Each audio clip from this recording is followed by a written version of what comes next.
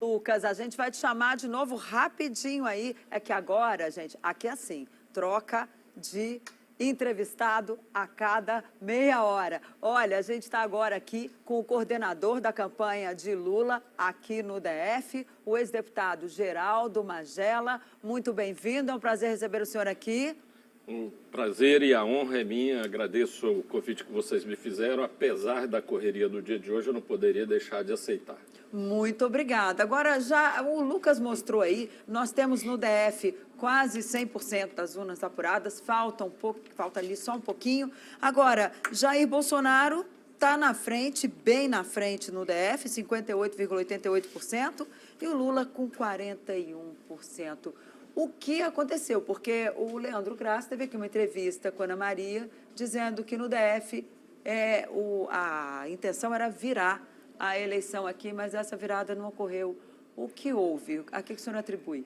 Não, é muito evidente para nós que, se você considera que no primeiro turno o Lula teve 36,8% e o Bolsonaro teve mais de 51%, e agora nós aumentamos a nossa votação, é claro que aumentou a diferença, de 15% passou para 17%.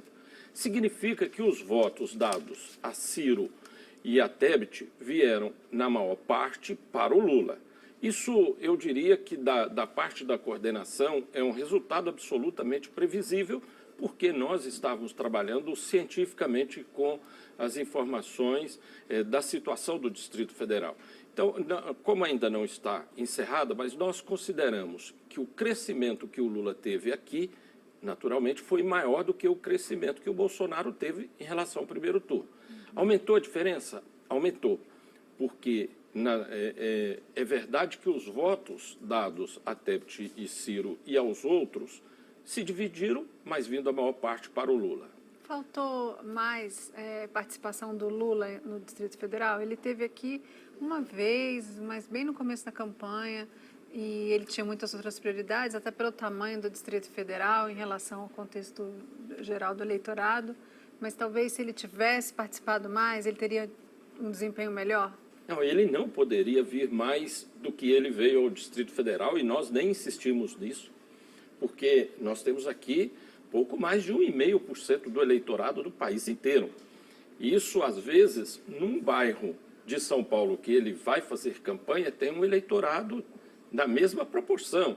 Então, era compreensível que ele teria que priorizar os grandes centros eleitorais, e ele fez isso acertadamente.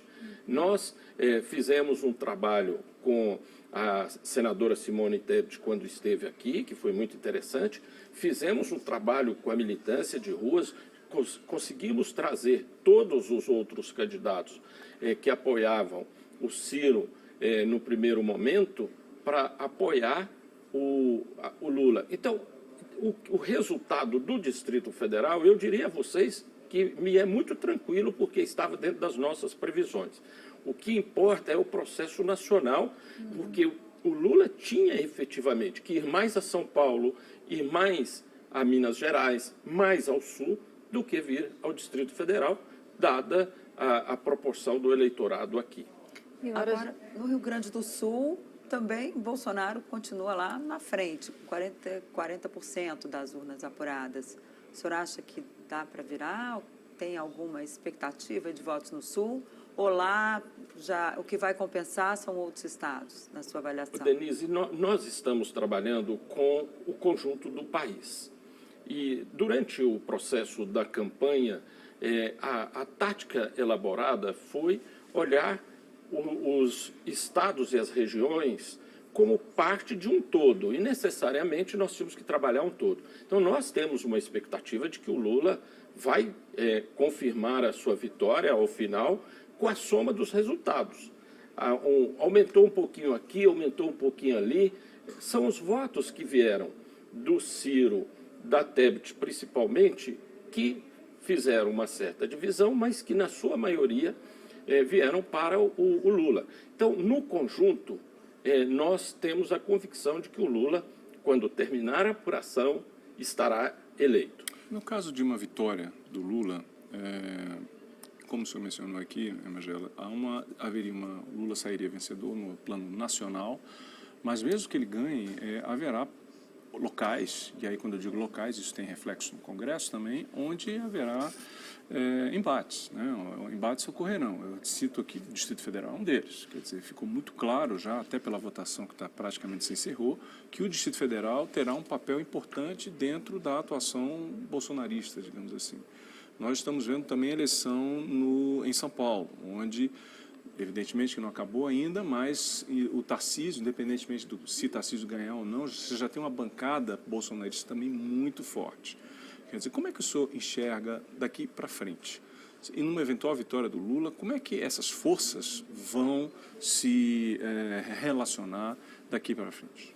Eu não tenho dúvida, Alexandre, que a eleição termina hoje quando a apuração se encerrar. O Lula tem dito, e todos nós do PT, temos uma convicção de que o Brasil precisa de paz. Nós precisamos, na segunda-feira, resgatar a bandeira brasileira para todas as brasileiras, para todos os brasileiros. Ela não é de um partido ou de um pedaço da população. Então, a primeira coisa que nós vamos fazer é dizer o seguinte: acabou a eleição. A partir de hoje, todos nós temos que dialogar e resgatar as relações a favor do Brasil.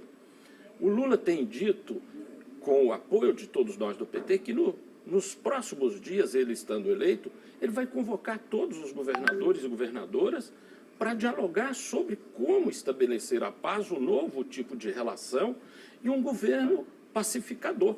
Então, eu não tenho dúvida que, se alguém quiser manter o clima da eleição a partir de amanhã, estará isolado, porque da parte do Lula e da parte do PT, nós vamos hastear a bandeira da paz, a bandeira da prosperidade, e não vamos continuar nessa lógica de quem tiver ódio é que tem força. Não, nós vamos trabalhar para que aquelas pessoas, aquelas forças políticas, os governadores, inclusive, e aqui o próprio Ibanez, o Ibanez será convidado para conversar.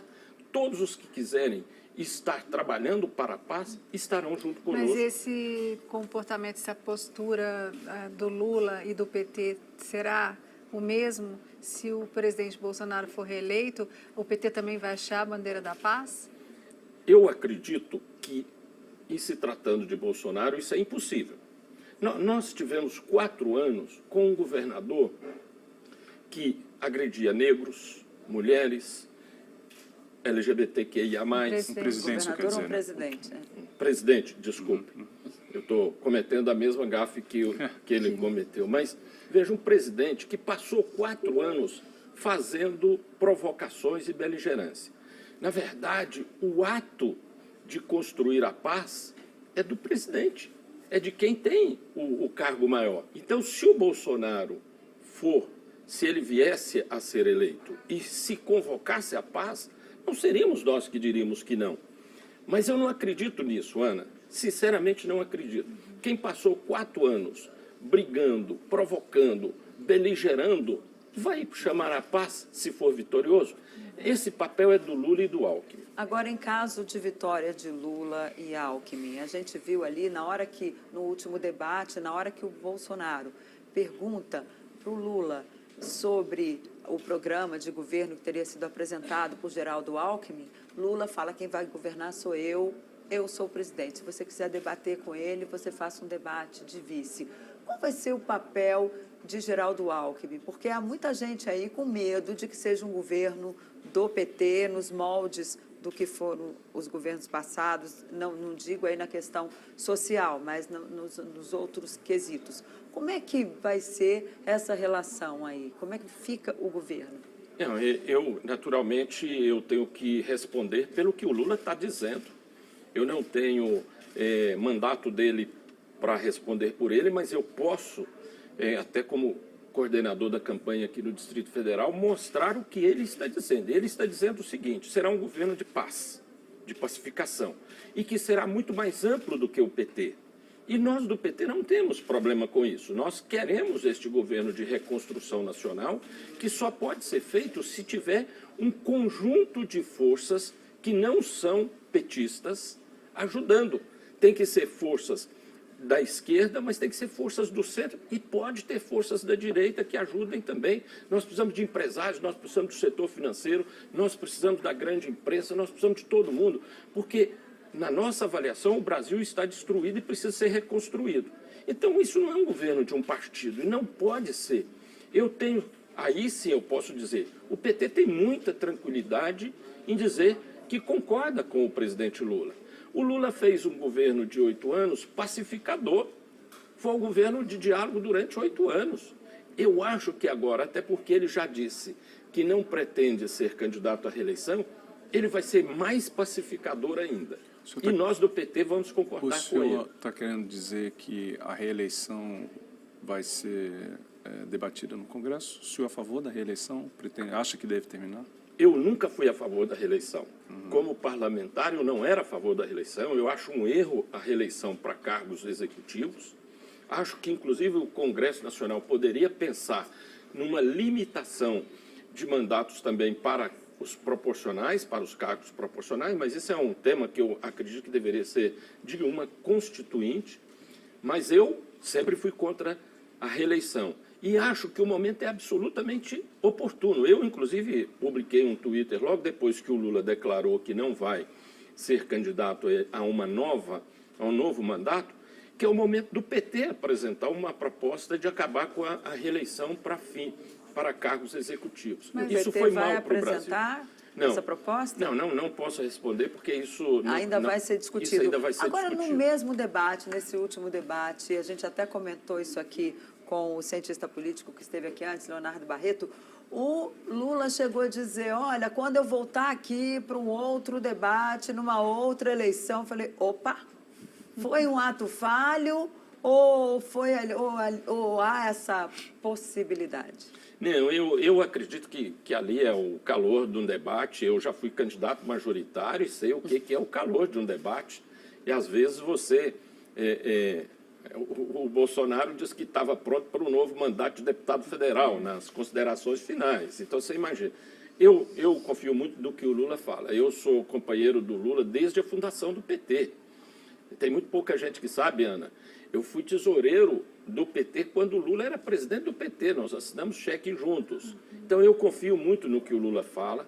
E o Lula não quer, de fato, ir para um novo mandato. Ele tem uma missão de ser o pacificador, o reconstrutor do país, e fará isso. Mas, Magela, quando o Lula terminou o segundo mandato e fez a sua sucessora, né, a presidente Dilma Rousseff, ninguém imaginava que algum dia ele disputaria novamente um mandato de presidente. Mas a conjuntura, a situação do país foi levando, ele foi preso, tudo que aconteceu levou o Lula a uma nova disputa eleitoral.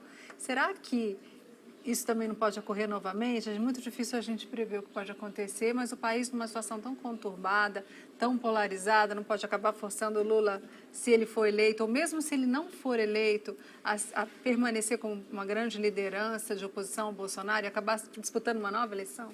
Não, é verdade, Ana, a sua análise não pode ser descartada, porque você sabe que o processo histórico muitas vezes se impõe à vontade das pessoas e até à vontade dos partidos. E o processo histórico agora exigiu que o Lula fosse candidato a presidente. Pode ser que ele não seja, que esse processo não se repita daqui a 4 anos. É difícil de dizer. Mas eu, pessoalmente, confio muito de que o Lula e todos nós faremos um processo de reconstrução do Brasil, que coisas como o que aconteceu da vitória do Bolsonaro em 2018 não volte a acontecer. A alternância de poder não é ruim, mas não a alternância que vá para um retrocesso tão grande como o que nós tivemos nesses 4 anos. Ok, nós vamos chamar agora o Lucas Mobile para saber como está a apuração desta eleição, deste segundo turno. Lucas, boa noite. Boa noite, Denise. Pois é, nós estamos aqui acompanhando do Distrito Federal, né? Aqui que já está quase no finalzinho, com 97,27% das sessões totalizadas neste momento. Jair Bolsonaro na frente com 58,86% dos votos e o Lula com 41,14% dos votos aqui no Distrito Federal. Vamos agora dar uma olhada, né, nessa situação aqui em todo o país. Olha só, em todo o país, temos 39,90% das urnas apuradas neste momento. A última atualização de 18 horas e 15 minutos. Jair Bolsonaro aparece com 50,66% dos votos e o Lula aparece com 49,34% dos votos. Denise. Lucas, vamos ver como está São Paulo? Vamos agora, então, para São Paulo, Denise. Dá uma olhadinha como que está por lá neste momento. Olha só. São Paulo, aqui, nós já temos 25% das urnas apuradas neste momento. Para presidente, Jair Bolsonaro aparece na frente com 57,53% dos votos e Luiz Inácio Lula da Silva aparece com 42,47% dos votos. Para governador, Tarcísio, do Republicanos, está na frente, viu, Denise? Com 57,62% dos votos e o Fernando Haddad, do PT, com 42,38% dos votos. Esse é o atual cenário, então, por enquanto, de São Paulo, que tem 25% das urnas apuradas. Denise? Obrigada, Lucas. Agora, Magela, a gente vê que na situação nacional, na eleição, na apuração nacional, Lula se aproxima de Jair Bolsonaro. Agora, em São Paulo, a situação do PT está difícil. Que avaliação o senhor faz dessa eleição paulista e desse cenário nacional? Olha, essa eleição não dá para fazer avaliação no calor da apuração assim, porque certamente em São Paulo o Haddad estava na frente, terminou o primeiro turno atrás.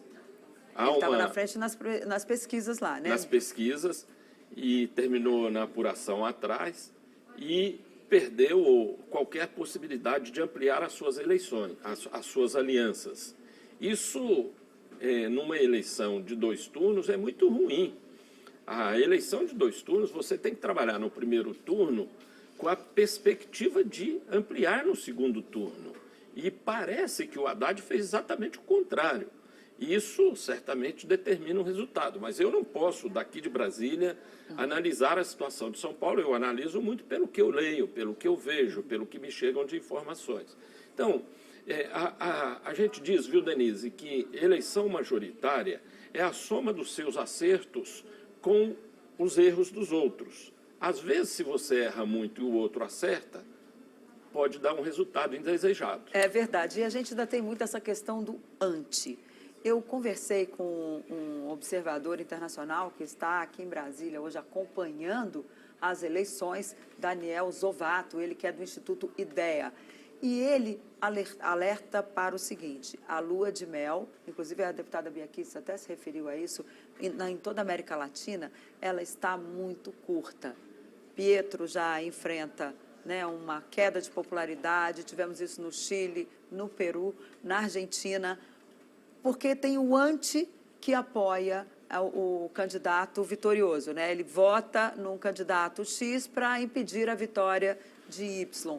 Qual o desafio de atrair esses outros eleitores que eles podem dar a vitória para Lula ou para Bolsonaro e depois eles simplesmente abandonam o eleito ali, agora você já fiz o meu serviço, quero evitar que fulano chegasse ao governo. Como é que se mantém essa parcela do eleitorado? Denise, você fez a pergunta mais desafiadora que o Lula pode ter nos próximos dias sendo eleito. Nós temos que juntar, na minha avaliação, a humildade com a sabedoria. Se é verdade... Que é uma coisa difícil para o PT fazer. A gente já viu isso no passado, foi complicado. É porque vocês gostam muito de colocar no PT o que deveria ser dito para todos. Eu acho que humildade é uma coisa que é muito difícil todos os partidos e os políticos terem. Não é só o PT. Mas eu acho que nós precisamos juntar sabedoria com humildade. Por quê? Porque nós estamos vendo as dificuldades do que está acontecendo em outros países. E nós temos que chamar todas as forças para o projeto de reconstrução. Isso não será feito pelo PT, isso não será feito pelo governo isoladamente. O governo terá de adotar medidas, algumas que ele está dizendo, outras que ele ainda nem anunciou, mas deverá adotar medidas para imediatamente recolocar o crescimento econômico, poder fazer distribuição de renda. E não tenha dúvida, nós vamos ter que pensar que a forma de reconstruir o Brasil é ciscar para dentro. É ciscar para dentro, é juntar gente, é juntar quem queira vir. O Lula fez isso muito bem nos 2 governos, fez agora na eleição, e nós vamos fazer no governo, eu não tenho dúvidas. Com essa inclusive, postura de não ser candidato à reeleição, facilita bastante. Ana, ele dizer que não é candidato à reeleição ajuda muito. Mas eu vou só dar um exemplo. Desculpa, eu tentei te cortar só para dizer. Por exemplo, aqui no Distrito Federal, o governador Ibanez teve uma postura muito ruim no primeiro turno, uma postura muito ruim no segundo turno, chegou a fazer acusações muito grosseiras contra o PT e contra o Lula, mas nós não vamos botar isso na mesa de negociação para conversar. Nós vamos dizer o seguinte: o senhor é governador, o senhor quer ajudar na reconstrução do nosso país, o senhor está convidado, vamos sentar aqui, vamos fazer isso. Nós não vamos ficar olhando o que você fez até ontem. Nós vamos falar o seguinte: o que você quer fazer daqui para frente para reconstruir o Brasil? Esse é um ponto que eu queria retomar aqui. O senhor mencionou dessa vontade do Lula, caso eleito, de ser um pacificador, de fazer um governo pacificador. Só que, antes do senhor aqui chegar na bancada, conversamos com a deputada Bia Kicis, que ela representa um grupo, né, de certa forma, um grupo político eleito, que vai atuar de uma forma muito forte, né, no Congresso, numa eventual vitória do Lula. O senhor acha que é possível estabelecer um governo pacificador quando você vê, como a Denise falou no início, uma hiperpolarização que tende a continuar, independentemente do resultado de hoje? Como é que vai ser isso? Mas, Alexandre, você se lembra que em todos os outros governos tinha alguma polarização? Não tinha a mesma polarização com a mesma organização que tem hoje. Mas você veja que mesmo uma parte do eleitorado que votou no Bolsonaro, ele não quer continuar a briga, ele não quer continuar o ódio, ele não quer continuar nessa disputa. Nós sabemos o seguinte: juntar uma grande parte não é juntar todo mundo. Eu não acredito que seja possível juntar todo mundo. Eu até acho que uma pessoa igual a Bia Kicis vai ser boa para o PT. Gente, sinceramente. Eu queria chamar a central de apuração, não sei se eles estão atentos aí, porque já temos governador eleito em Mato Grosso do Sul. Lucas, vamos lá ver como é que foi aí a seleção? Mato Grosso do Sul. Vamos sim, Denise, olha só. Mato Grosso do Sul já temos 94,66% das sessões totalizadas neste momento. Então vamos adiantar logo aqui e direto ver o resultado para governador Eduardo Riedel, né? Então ele é o eleito governador do Mato Grosso do Sul, viu? Ele ficou com 56,56% dos votos, viu, Denise? Olha só, eleição então matematicamente já definida e ele, Eduardo, está eleito agora governador do Mato Grosso do Sul. Para presidente, lá Jair Bolsonaro aparece na frente, viu, Denise? Com 59,91% dos votos. Então já temos um resultado para governador no Mato Grosso do Sul, Denise. Agora vamos aproveitar e vamos ver também como é que está lá o Nordeste, que a gente não viu ainda. Pernambuco, que é um estado, inclusive o estado aí do ex-presidente Lula.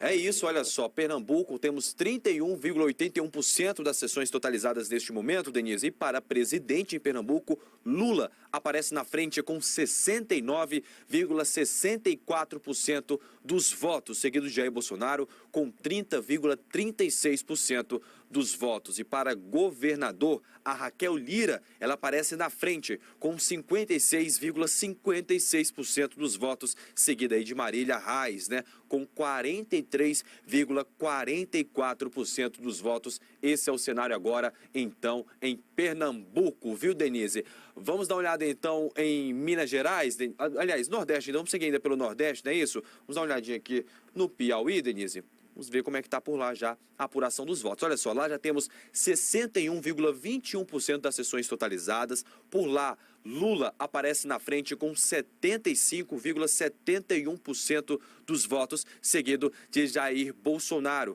com 24,29% dos votos. Na Bahia, vamos dar um pulo na Bahia então, olha só, mostrar como é que está a situação neste momento por lá, Denise. Olha só.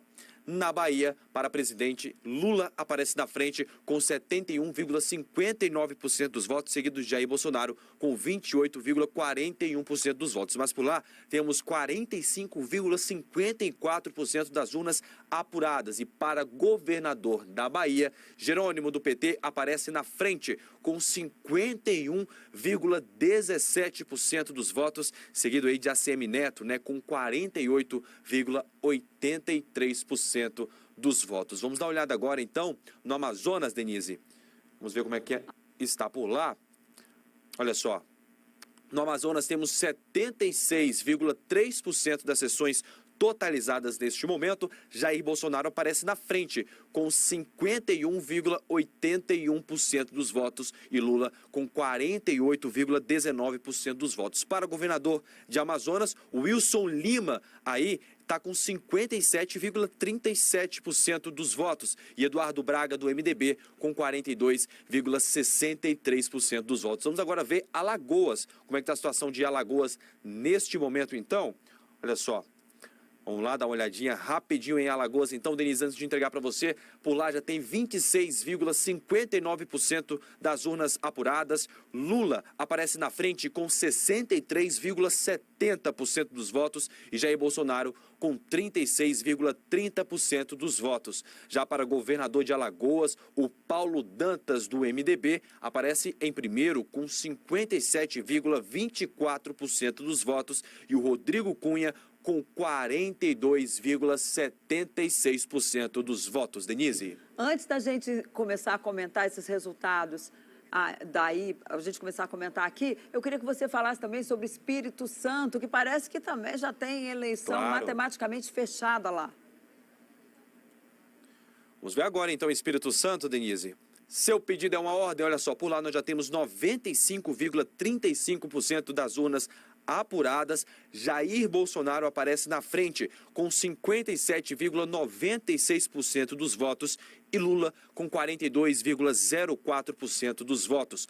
Para governador, como você disse, já temos eleições aí matematicamente definidas. Está eleito, então, Renato Casagrande, do PSB, ele que ganhou aí com 53,90% dos votos. Já o Manato, do PL, partido do atual presidente, ficou em segundo aí com 46,10% dos votos. Denise?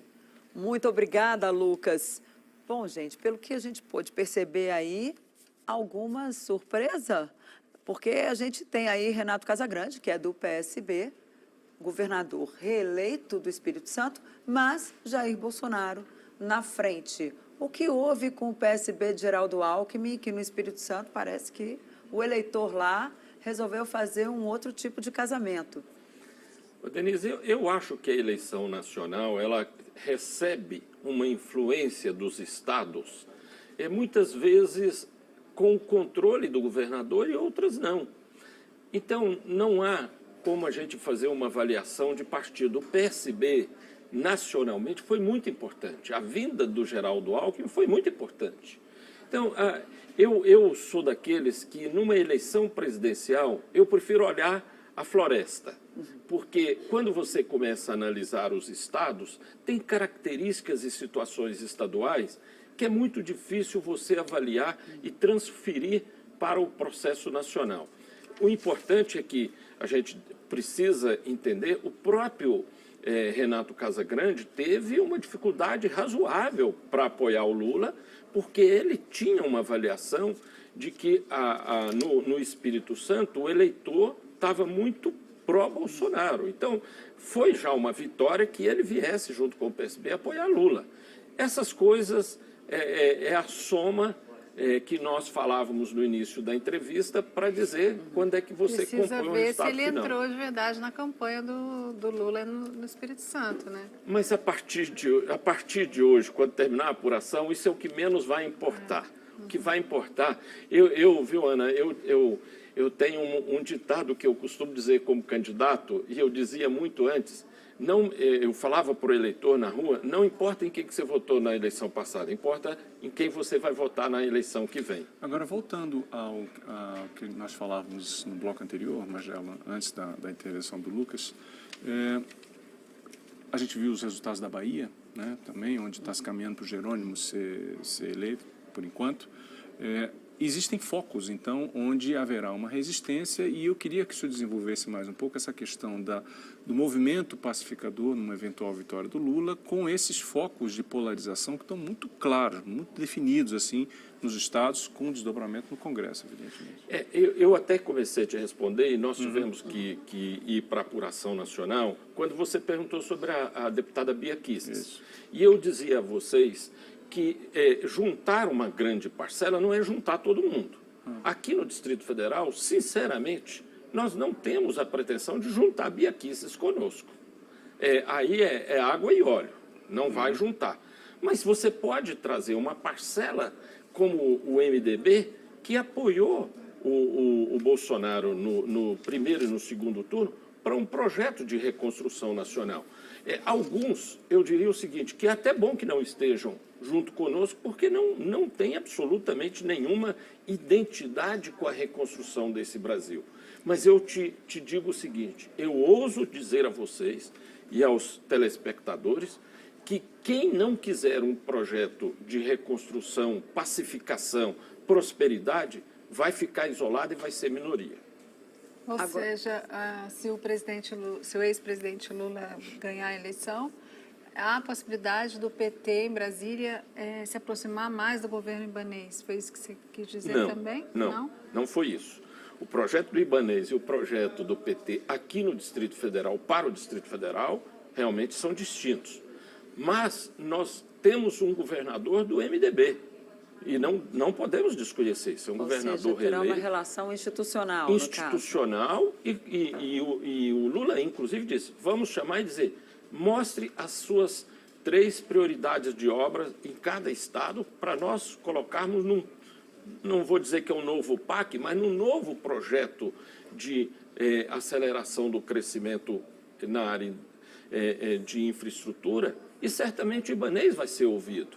Agora, aquilo que nós tivermos que fazer oposição ao Ibanez estará dentro da lógica da disputa local. Na disputa nacional, o Ibanez, o MDB, como um conjunto, os governadores que não são... Tem governador do PSDB, tem governadores de outros partidos sendo eleitos, serão convidados para a mesa. E é isso que nós queremos. É não ficar trabalhando pelas diferenças, é trabalhar pelo que nos une.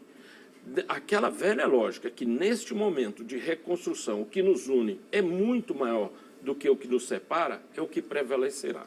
Agora, a gente ouviu muita gente, o deputado Eunício Oliveira, deputado eleito pelo Ceará, me dizia há alguns dias o seguinte, olha, para Lula vencer essa eleição, ele tem que colocar ali 75% dos votos em vários estados do Nordeste. E no Piauí, pelo que a gente viu aqui, ele está conseguindo, até para tirar a diferença de São Paulo, teria que ampliar no Nordeste.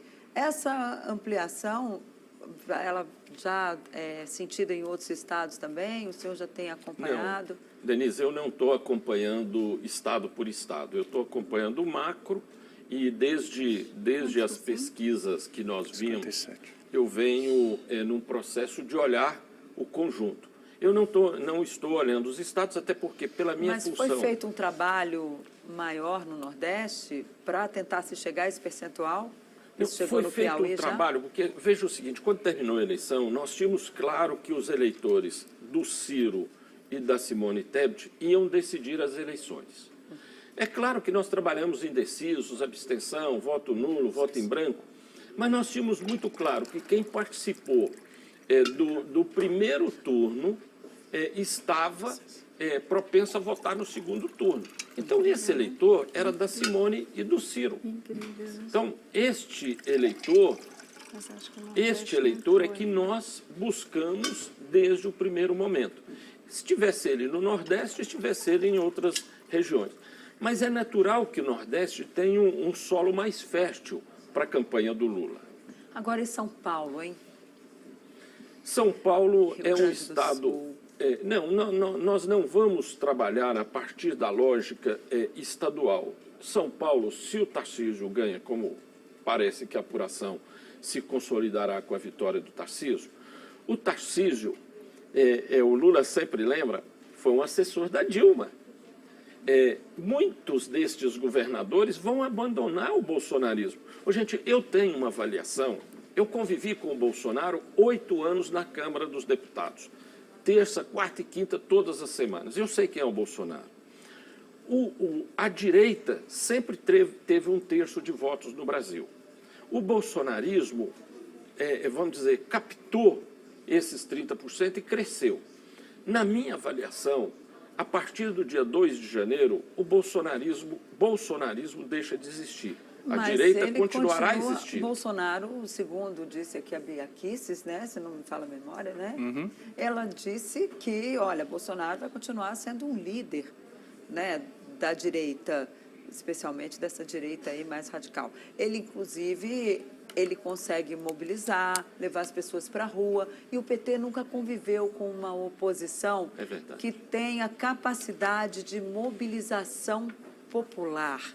No caso da vitória de Lula, como é que isso vai ser trabalhado? Vamos diferenciar.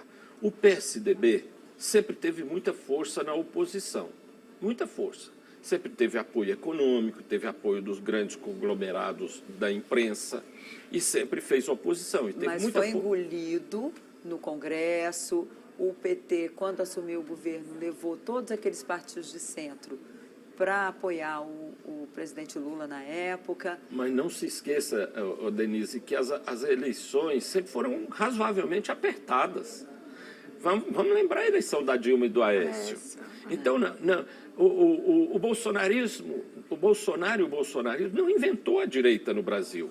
Ele teve a capacidade de aglutinar. Só que, na minha avaliação, o Bolsonaro começa... Isso é uma avaliação que nós vamos analisar daqui 4 anos, daqui 2 anos. Porque vocês sabem que o que nós falamos aqui ficará registrado para a história e nós teremos oportunidade de analisar. Na minha avaliação, sinceramente, não é um desejo apenas, é uma constatação. O bolsonarismo começa a derreter no dia 2 de janeiro. A direita não. A direita continuará, terá política, terá capacidade de oposição no Congresso e na sociedade. O governo de São Paulo. Mas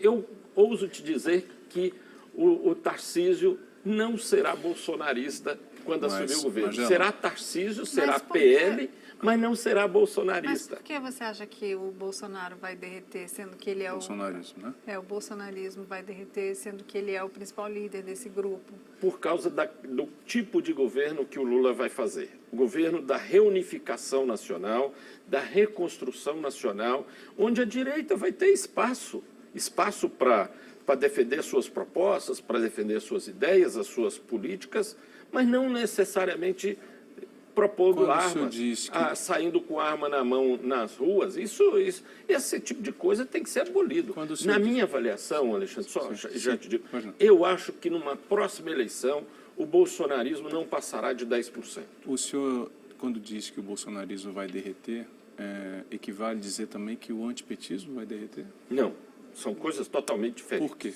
Não, porque o PT governou o país por 14 anos. Sim. 14 anos, ele consolidou um apoio e consolidou uma rejeição. O trabalho do antipetismo é um trabalho que o PT tem que fazer. O PT tem que voltar a governar e voltar no Congresso Nacional e a dialogar com a sociedade, com os movimentos sociais e tirar esse antipetismo. Porque a rejeição do Lula é praticamente equivalente à do Bolsonaro, é muito próxima, né? O antipetismo foi construído por diversas razões, mas nós temos consciência disso e temos consciência de que nós temos que trabalhar isso. Só que são coisas diferentes. Nós vamos trabalhar no antipetismo porque é uma coisa contraditória. O PT tem mais ou menos o mesmo percentual de apoio e de rejeição. Só que quando você fala rejeição, um partido que tem 30% de rejeição e tem 25% de apoio, não impede que ele ganhe eleição em lugar nenhum. Não impede, porque a eleição faltou? maior do que 50% é que impede de ganhar a eleição. E nós vamos trabalhar para diminuir o antipetismo, porque muito desta rejeição não tem razão de ser. Você chegou a ser pré-candidato ao governo do Distrito Federal, ficou num embate com a Rosilene Correia, que também tinha essa pretensão, e aí veio uma deliberação nacional para que o Leandro Graz, que é do PV, fosse o candidato ao governo do Distrito Federal. Você acha que se fosse um candidato do PT, o resultado teria sido diferente, teria sido mais... essa federação teria ido para o segundo turno? É difícil fazer uma avaliação assim, mas eu queria que você arriscasse. Ana, eu quero te pedir para não responder essa questão agora. Eu não fugirei, você me conhece, você sabe que eu não sou de fugir de respostas. Mas essa resposta, neste momento, ela me é muito inadequada, inoportuna, porque nós estamos num momento de apuração da eleição presidencial. Eu sou coordenador da eleição presidencial, o Leandro veio contribuir nesta função.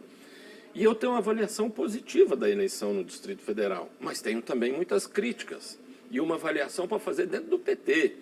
Então, eu peço a você para me permitir te responder isso num momento futuro. Agora, o PT porque a gente já ouviu falar e muito que haveria até já vai ficar esse número de ministérios para cada aliados, ou seja, ainda está aí a eleição. O presidente Jair Bolsonaro continua na frente por uma diferença aí de menos de 2 pontos percentuais. Mas já tem gente dizendo que o PT já estava, inclusive, ali dizendo, olha, apostando quem vai ser ministro da Justiça, quem vai ser ministro da Fazenda. Hoje à noite a gente já vai ter alguma definição aí no caso de vitória do ex-presidente Lula? Não, eu estou convicto de que nós vamos vencer a eleição. Se houver um resultado diferente desse, será uma surpresa muito grande para mim. Claro, uma decepção, mas eu estou convicto de que nós vamos ganhar a eleição. E o Lula tem dito que ele vai começar a discutir ministério logo depois que houver o resultado e ele for eleito. E não é verdade que o PT já está discutindo o ministério. O PT, desta vez, desde o primeiro momento, e eu fui um defensor da aliança com o Alckmin e da ampliação da aliança, nós sabíamos que o PT não teria o mesmo espaço que teve nos governos anteriores. O PT será menor neste governo, mas o PT terá a sua força como um partido importante. Mas não vai ser o partido que vai hegemonizar, porque nós demos ao Lula todas as condições para ele compor as alianças e o governo. Então, é assim que será. Ok, nós vamos chamar agora o Lucas Mobile. Lucas, como é que está aí a apuração? Haja coração, né? Haja coração, Denise. Estava comentando o pessoal aqui nas redes sociais, estava vendo os comentários aqui, né? O povo está falando até assim, um infarto por minuto, né? Realmente, porque toda hora isso aqui muda e muda muito, Denise. Olha só, nós temos em todo o país 66,87% das urnas apuradas neste momento, e o Jair Bolsonaro, ele agora aparece com 50,01% dos votos, e o Lula com 49,99% dos votos. É uma diferença muito pouca. Só para você ter uma ideia, Denise, o Bolsonaro aparece aí com 39.557.000 votos aí, né? Pouco mais do que isso. E o Lula aparece com 39.536.000 votos, Denise. Ou seja, é uma diferença muito pequena mesmo. Olha só, acabou de virar, atualizando aqui agora, às 18h44, Lula está na frente com 50,01% dos votos e Bolsonaro com 49,99% dos votos. Acaba de virar, então, o cenário político com 67% das urnas apuradas neste momento em todo o país. Denise? Olha aí, Lula vira, mas está todo mundo de coração na mão, porque a diferença é de algo em torno de 20 mil votos. Vai continuar nesse voto a voto, né? Ou seja, um país dividido. Quem vencer, gente, vai ter muito trabalho pela frente. Como é que vai ser essa tentativa de reunificar? Porque o senhor já disse que o Bolsonaro não tem conversa, porque ele enfim, uma oposição muito radical. a direita, o antipetismo vai continuar forte. Como é que une o país diante dessas premissas, já tratando isso? Olha, gente, ele é uma oposição muito radical, o antipetismo vai continuar forte. Como trabalhar uma unificação com essas premissas? Denise, nós víamos falando, principalmente desde o primeiro turno, que era a hora de juntar os diferentes para vencer o antagonismo, o antagônico. E é isso mesmo. Nós não queremos que esteja no governo só quem pensa igual. Nós vamos trazer diferentes. Olha, quando você vê o Sarney e o Fernando Henrique declarando apoio ao Lula, significa que tem uma unidade com a vontade de pensar que o país pode ser diferente nesses próximos 4 anos.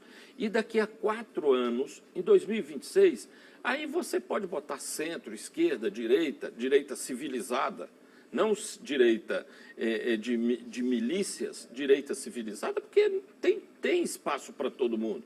Centro-esquerda, centro-direita, todo mundo disputar espaços. Como é que vai ser, enfim, a gente ainda nem terminou essa eleição e já estou fazendo uma pergunta em relação a 2026, mas pensando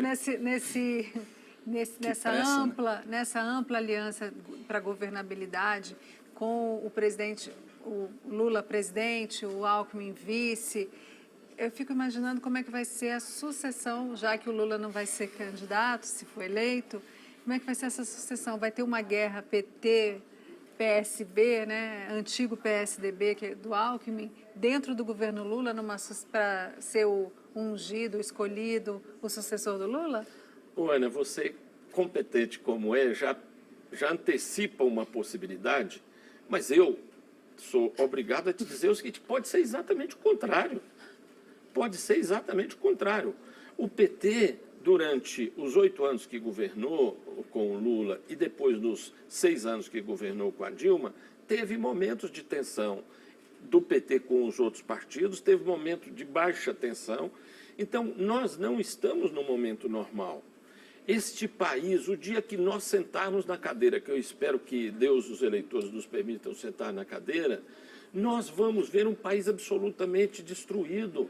Vocês imaginam o que nós vamos ter que fazer na Amazônia? Não dá para esquecer que o PT chama o vice da Dilma, o ex-presidente Michel Temer, de golpista. Porque foi.